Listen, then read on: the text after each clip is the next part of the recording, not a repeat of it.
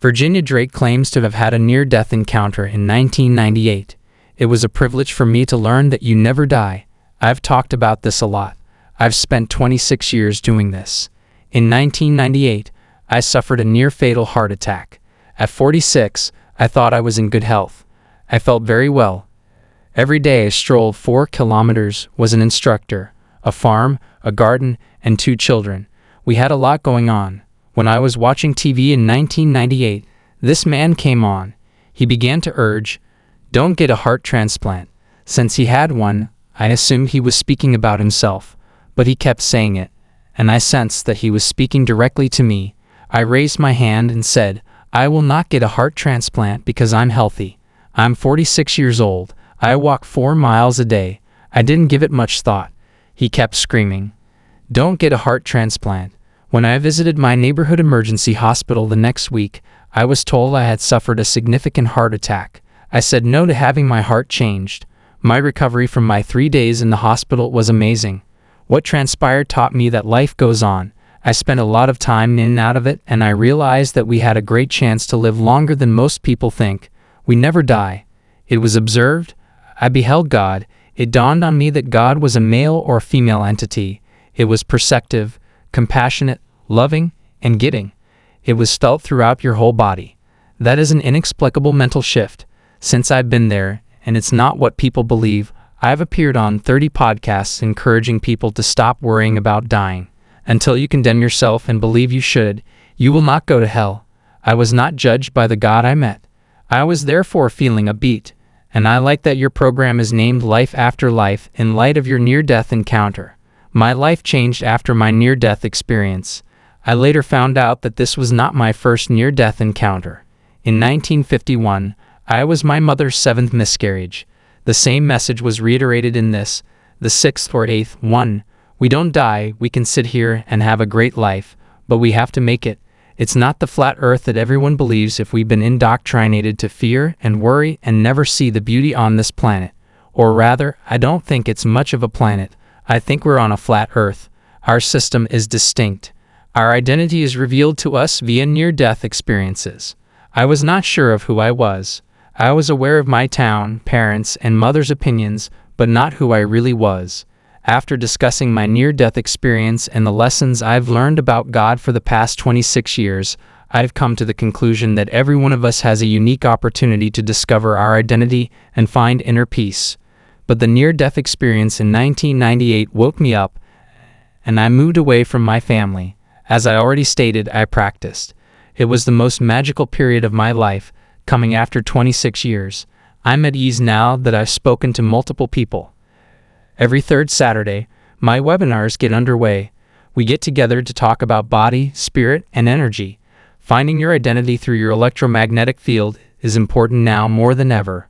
I studied science to become a teacher. I realized that we are light-bodied beings. There is light all around us, and we have the chance to discover our own strength and identity. That's what we have. I'm at a loss for words.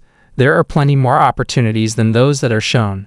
The planet is far larger than us. The universe and the planet are vast and pervasive. It's in the rocks, trees, and grass because it's living. We see life through the eyes of spirit, not the sight of man. Animals, birds, and trees all communicate. Since I was raised as an only child, I already knew how to converse with animals when I was a little child. Like me, my mother was afraid I would tell anyone. They didn't want people to think this was a good idea in the 1960s. They thought you had a loose screw or were insane. They would, in fact, anticipate your dedication. After my near-death experience, my family believed I was mistaken and wanted me to get committed. I mentioned that to a group today. None of these things drive us insane. These will be my forever sights. I have always been this way, but I've seen ghosts. My mother's similarity to me now stems from my family history rather than my near-death encounter. She believed that people would judge us if they knew that she was difficult to like. She scared me half to death about not telling anyone, so I laugh. I used to scare people when I would tell them what I saw when I worked with them. Working with children, however, frequently exposed their thought processes. Like I said, I've been like way since I was a little child. My heart attack and near-death experience in 1998, however, enabled me to fully express myself. I had to get better at getting into and out of my body. I am able to I've always had the ability to leave my body and return. You have a spirit, not a body, because when we cross over, we don't die, and we don't have lungs. We could meet people more effectively if we all recognize that we are spirits. We as a global populace need to come together. We are all the same when our flesh is removed. We've been conditioned and divided to believe that the mere fact that our languages and cultures differ makes it impossible for us to get along. That is untrue. Everything comes from the vibration and core of the soul. That's what lets the universe know about a planet without speech. We have good communication, yet none of you needs to speak or participate. I already talked about that today on my website. Many individuals are waking up from near-death experiences. So I've invited you and anyone else to join us and work with us. I have a website and we meet in small groups. I tell them to let go of fear because I've been talking about it for years. We would achieve more in life if we were fearless of ourselves. Since we are the universe's connectors, if two or more of us understood how it functions, we might reverse it and recognize it for what it really is. We have access to so much. Because they are designed to see only a small portion of it, nobody can see it. I hope that sharing my story with people about living through a near-death encounter has helped me see things that, in 1,000 years, I never would have considered. I have been all over the world, but I've never flown. I could sit here in your country with you and never get off of mine. But when the opportunity arises, the greater awareness is about coming together on a big scale and appreciating each other in unison. When people stop being afraid of one another, I hope there will be no separation. My near-death encounter made me realize that we are all one. Everyone appears the same once all flesh has been removed. In order for people to see their divinity as we do, I want to bring peace to the world and to individuals. The world can be changed if we can discover our light. I bring it up because it's a fantastic opportunity. I have, as I have said, talked about it for 26 years. Many of us are unaware that the cosmos is ruled by a light-based entity since we are unconscious. I'm not referring to them as humans or aliens. We're spiritual, I think. Have you ever seen aliens? Is a question I get asked a lot. I've only seen the souls of many of the spiritual people I've met. Many people don't understand this since they haven't figured out who they really are. To repair yourself, you must identify your inner problems. Everything comes from my experience of almost dying. I developed the ability to go deep and discover who I am. To learn about oneself, the Bible asserts that I am. Everybody has something to learn. It only requires that you treat yourself with kindness, honor, and honesty. You will fail if you tell yourself lies. I've had 2 near-death experiences, so I can recall the first one. At 46, I was terrified of dying and losing contact with my kids. All of that stemmed from dread. It is not going to happen. When you go over, your kids won't be physically present, but their spirits will. That is not the same as losing someone. To find your divine lightness, you have to be here. I can never tell you enough, therefore I keep saying it since most people don't understand. First, you must recognize your light and practice. I noticed that the other day while I'm interacting with people all over the world, and that's the main thing. Teach me how to be light, or teach me how to get out of my body. As previously said, I worked with a group tonight that is really digging in and reflecting on themselves. That's all I want you to know. If anyone, I've spent the last 6 months speaking with people all around the world. Let children know that they have the opportunity to find their true selves and to be the people they were meant to be. Their spirit, not their skin color, language, or culture. Realizing the existence of spirit within. God is real, but he is neither a man nor a woman. No, it's not Jesus. I can attest to this. Later on, Jesus returned to me, but he was not present. A beautiful brain desire to awaken me to my greatness. That functions. However, I primarily do that. These days, the most common questions are, am I going to hell? Am I going to die fat? First of all, you're in hell if that's how you feel. You do not have to die to enter hell. Think about the miserable, melancholy individuals you know who harm themselves, and act accordingly. My near-death experience taught me that although the emotions are different, what we achieve here will match what goes there. We have a great opportunity, as I mentioned before, to discover who we are. Your subscribers need to be sincere with themselves. They can't just be, I'm not sure, but all they need to discover who they are is honesty. That's the reason they fell. They must accept the fact that they have been cruel to themselves if they have come to Earth to discover who they are. To cross over, you have to see it. It will not appear to you as it does on earth. It will happen via the Spirit, which exists apart from our physical bodies. Just get up. Realize that they have the power to alter their life at any time in the present. Definitely, they ought to see things their way. Many people are disoriented. Being lost to me entails victimization, bitterness, and melancholy. They need to wake up because they made the most of that. Everyone, what do you mean that I'm cancerous? You were awakened by your soul's actions. I saw it that way after my near-death experience. Several things were being guided by my soul to help me awaken and see the events of past lifetimes.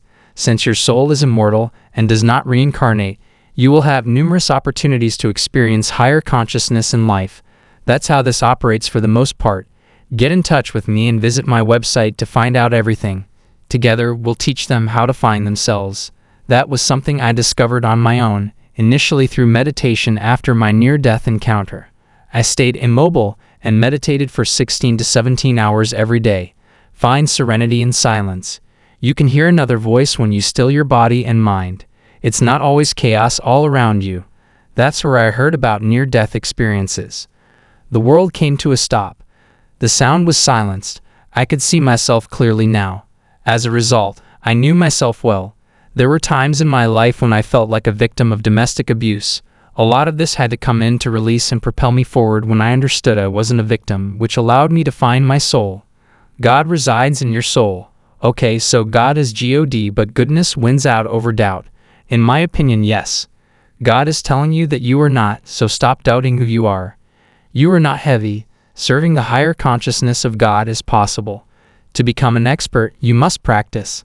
I learned it from every one of my near-death experiences.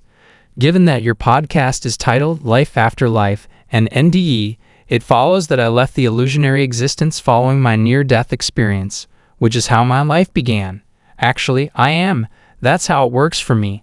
The numerous lessons that come from near-death experiences are because we die to inspire others with faith, not to prove that you live forever. During the epidemic, everyone was frightened of dying except for those who had experienced near death. Since we had crossed over and wouldn't die, they weren't concerned. Thus, we had no fear of dying. A lot of things in this world scare individuals. That's your best bet because people who have been near death are usually honest. They all agree that you don't die, even if they tell various stories. The main one is that I can enter my body and work with electromagnetic fields. I can dissolve it and change its shape. Sometimes I just vanish. I want everyone to know that I fly people in to chat to me and to be of assistance to them. Our bodies are changeable and hellable. It functions. The most amazing thing happens when you understand you are in control and can heal yourself. I was my mother's 9th miscarriage. I am 72 years old. I suffered 2 heart attacks, 2 strokes, and 2 drownings in 2019 that left me neck down paralyzed. I got out of all of them, every single one of them. Despite having a stent, I was not hospitalized for either of my 2 strokes. I carried them out. For more than 9 months following the first stroke, I was unable to talk. I went inside my body and taught myself how to reorganize my mind's electromagnetic field and work with the body so that people wouldn't ask me, "What do you mean you didn't go to a doctor?" My phrase for it is the mind-body connection, because you are healers. That's not how you heal, they say. You need to visit a physician, yogi, or shaman. You don't.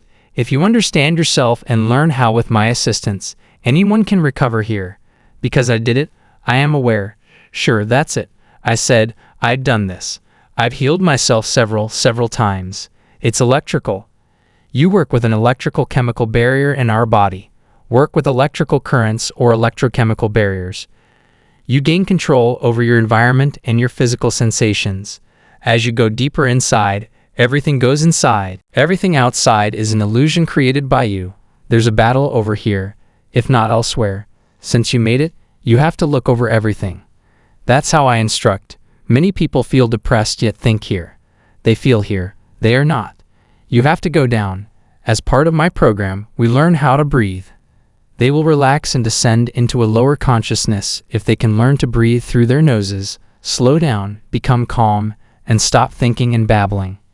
You lower your present consciousness on this plane, even if it's larger consciousness, and you can feel it. Energy is sensed in your hands. Experience it, People learn more about the spirit within them as they become more aware of who they are. They have to get in. This is an inside job. You can't accomplish this outside. You can practice all of your workouts outside, but you will never understand if you don't do it within. Everyone is capable of doing this. Think about every pattern you have. Think about the noises that face you. Individuals have careers and families. However, they are absorbed in other people. Just going outside and sitting under a tree, on the grass, or getting grounded will help them understand how the earth and the skies work together to bring in energy and higher consciousness. Like you, it spirals upward. Additionally, your deterioration is quickening. After that, you develop. Expanding places you outside of a body and inside the universe. The best thing you can do is this. However, it functions. You have to feel it, not just think about it, in order to fully comprehend it. Experience is that. Knowledge and words alone cannot express it. When it does, you have to experience the electricity. Yes, the more they practice, the more they should get an aura book. I teach aura, its appearance, and its surrounding light. People that are depressed tend to have weaker lights and more of a gloomy aura around them. You'll see unidentified things. I would have learned about it only after crossing. Not because we zapped them, but rather because God placed the settings. These are marvels. As an illustration, I was assisting an ALS patient who was nearly paralyzed from the neck down and getting ready. You can't move if you are aware of ALS. This wealthy man had everything but good health, which infuriated him. He was unable to immobilize. When they called, I was in Florida. I flew around and went to his place once he heard about me. Initially, I told him about God and His presence, and he became mean. I put my hand on him and actually took him out of his body because he was upset and said, "This God didn't do this for me." He met his biological father when he crossed, and I was unaware that he was adopted. All of his father's words were heard by him when he was dead. When he came out, his wife sat down with us at the table. In an instant, we were gone, and she paid us no mind. We've left the corpse, yet we're still sitting there. John comes to mind. John's life altered, and he said, "Can you take me back?" John, my last friend, passed away. John, this one, 1111, is going to mean a lot with you. I told him that evening at 11:11 p.m. I received a call from his wife in Florida, asking to meet when I flew into Florida. She took me to lunch and explained that John was dying. He had his son and his daughter and his wife there, and they were talking about me. She said, they chuckled when I informed them that John was smiling, something he hadn't done in a long time. He seemed so at ease about going that he could, even though I knew they didn't do that. I said exactly 11:11, and they smiled and repeated my name. He couldn't possibly smile, yet he did. You can hear those things from me. Numerous tales. People came by and got to know me. Owing to my frequent travels, I've had a lot of people call me and ask, "Did you remember when I was on the plane with you and what you said to me?" They always remember everything I say. That's exactly what I stated. Unlike a psychic, no. Give them a wake-up call so they can make a life change. I'm grateful to have everyone here. If I've said anything, it's to be yourself. Follow your heart and soul.